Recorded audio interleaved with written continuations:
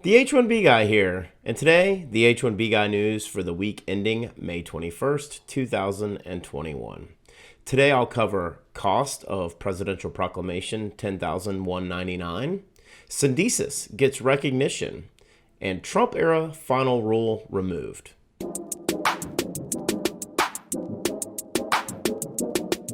But before we get started, I'd like to ask you, if you haven't already, to please subscribe to the H1B Guy channel here on YouTube and like this video so that I can continue to produce more content like this for you.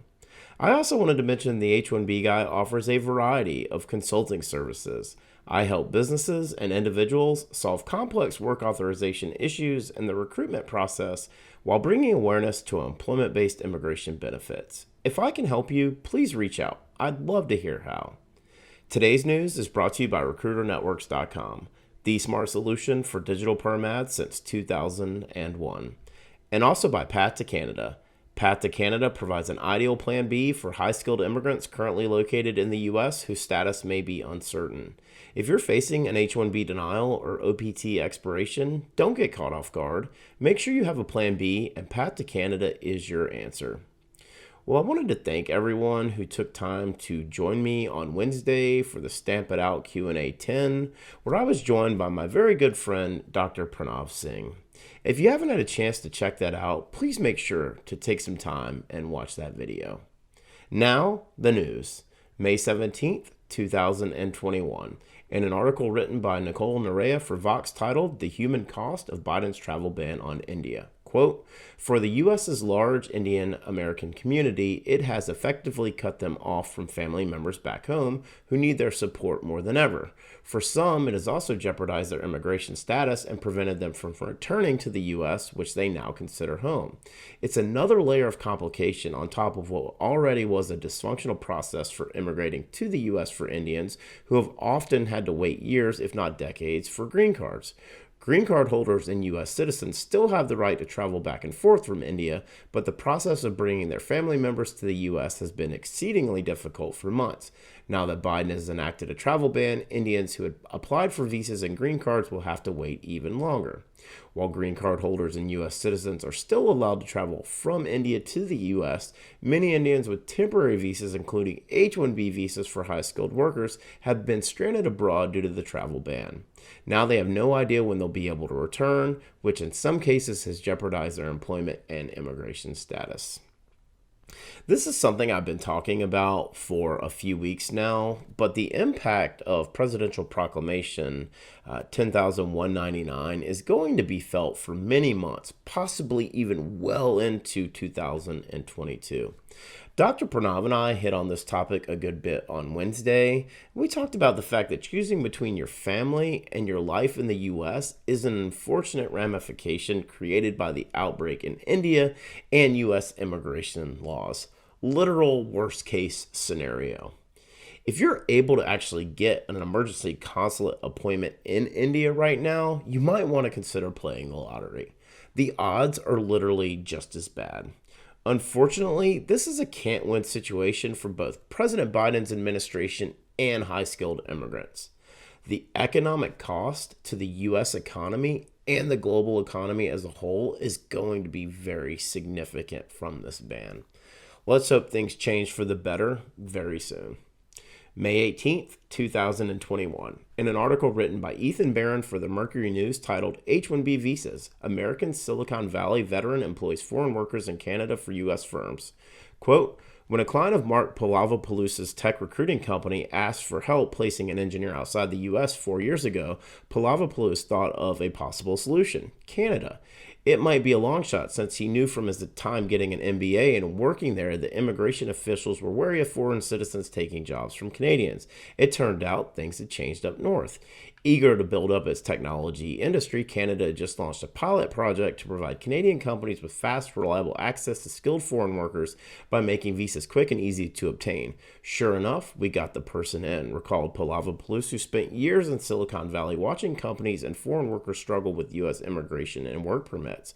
But it wasn't until he responded to another request for help from a frustrated Bay Area startup founder and ended up talking to a Canadian immigration officer who encouraged him to use the new Global Talent Stream program to bring in a bigger volume of tech workers. That Palavopoulos realized he might be on to a budding new business employing tech workers for U.S. companies in Canada. His outsourcing startup, Syndesus, makes an end run around a big problem plaguing U.S. businesses seeking top tech talent. Foreign workers are often out of reach because the H-1B visa allocated by the lottery and intended for jobs requiring specialized skills is hard to get, and the path to green card and citizenship is long and uncertain. Syndesus, a small but growing part of Palavopoulos' tech talent business, helps American companies attain workers who can't get a visa in the U.S. Same laptop, same job, but they're sitting in Vancouver, he said. Palavopoulos has found opportunity amid a confluence of thorny issues in the global tech market, competition for skilled workers, a shortage of American workers with specialized skills, high labor costs in Silicon Valley and other U.S. hubs, and underlining it all dramatic differences between the American and Canadian processes for bringing in foreign workers. In Canada, permanent residency, the equivalent of a green card, usually comes after a year or two, and citizenship typically follows in 3 to 4.5 years, Palavopoulos said. Palavopoulos also believes that the PEO industry is ripe to expand, in part because most Silicon Valley tech companies do not know that this option exists. In the first 2 years of his new business, Syndesus has helped 3 tech workers who couldn't stay in the U.S. get Canadian work visas. Palavopoulos is applying for work permits for another 6 tech workers on expiring student visas and expects they'll be living and working in Canada in 4 to 8 weeks. Companies whose work is done in Canada via a PEO also get the advantage of lower healthcare insurance costs, usually lower salaries, Palavopoulos said, but what many employers say they want most is good people and quickly, he said.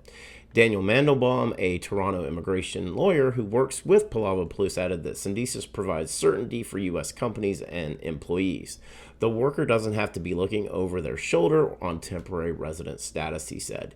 Given Canada's drive to bring in 1.2 million immigrants this year and the next 2, the U.S. demand for skilled workers continuing to outstrip available visas, Mandelbaum expects he'll continue to feed this hungry beast south of the border with tech workers located in Canada. This is just the start of it, Mandelbaum said. We're ramping up. So I wanted to read a lot of that article because I think it makes a lot of great points. And full disclosure, Mark is the CEO of Syndesus and Path to Canada. Both companies are sponsors of the H1B Guy platform. Mark has also been on this channel to discuss both of his companies during the H1B Guy Presents Live. Mark Palavopoulos, CEO, Path to Canada. Not only is Mark and Syndesus a sponsor, but I'm a big fan of their service and believe in the value it provides to high-skilled immigrants in the U.S. and their employers who may be facing uncertainty surrounding their work visa. I'm really excited to see Syndesus be recognized by the mainstream media in Silicon Valley, specifically by Ethan Barron and the Mercury News, whose articles I have previously covered here on this channel. Mark and Daniel recently conducted a webinar which discussed the process of moving your job from the U.S. to Canada. The recording is available on Mark's YouTube channel. Please check that out if you haven't already. And I also wanted to say, if you or your employer is interested in finding out more about Syndesus and their services, please reach out to me. I'd love to create an introduction for you. May 18th, 2021. In a news release posted on USCIS.gov titled DHS Issues Final Rule to Remove Vacated H-1B Rule from Code of Federal Regulations. Quote, the Department of Homeland Security has issued a final rule that removes the code from the Code of Federal Regulations, CFR, an interim final rule issued on October 2020, which has since been vacated by a federal district court. On October 8, 2020, DHS issued an IFR titled Strengthening the H-1B Non-Immigrant Visa Classification Program. On December 1, 2020, the U.S. District Court for the Northern California District of California vacated the IFR. This rule removes the regulatory text that DHS published in the vacated October 2020 IFR and restores the regulatory text to appear as it did before the October 2020 IFR was issued. I've previously covered this a good bit, and I last covered it on the DOL issues 2 H-1B final rules, wage, and classification in 1 week, the H-1B Guy explains. If you remember, this was the rule aimed at determining and further clarifying the employer-employee relationship. And as if you also recall, it was also looking to redefine specialty occupation and third-party work sites by requiring an LCA submitted by both entities, an H-1B petition filed by both entities, and a public access file created and maintained by both entities. Many of us assumed this rule would be removed once the change in administration took place. Here's the confirmation that that assumption was correct. Regardless, here's another instance where it took legal action to force DHS to remove this rule irrespective of the administration. For the full post on the H1B Guy news for the week ending May 21st, 2021, please check out the h1bguy.com. And a reminder that today's news was brought to you by RecruiterNetworks.com, the smart solution for digital perm ads since 2001. This national job board network provides recruitment websites in 1,024 major U.S. metro areas. Each local job board is its own portal and is a low-cost resource for immigration recruitment ads for all industries and professions with a flat price of $225 per ad regardless of which city you choose. RecruiterNetworks.com has been the #1 place for immigration attorneys, immigration ad agencies, and employers to meet the DOL requirements for the digital portion of the perm advertisement rules. RecruiterNetworks.com. Tell them the H1B Guy sent you. And the news is also brought to you by Path to Canada. Path to Canada provides an ideal plan B for high-skilled immigrants currently located in the U.S. whose status may be uncertain. If you're facing an H-1B denial or OPT expiration, don't get caught off guard. Make sure you have a plan B, and Path to Canada is your answer. They will help you navigate the process. And if you're interested in finding out more, please be sure to click the link in the video description below. Just wanted to ask you again to like this video, subscribe to the H1B Guy channel here on YouTube, and click the bell for notifications so that you're notified anytime we post new content here to this channel. If you've made it this far, I just wanted to say thank you for taking the time to watch my video. I really appreciate your support. The H1B Guy, your global source for all things H1B.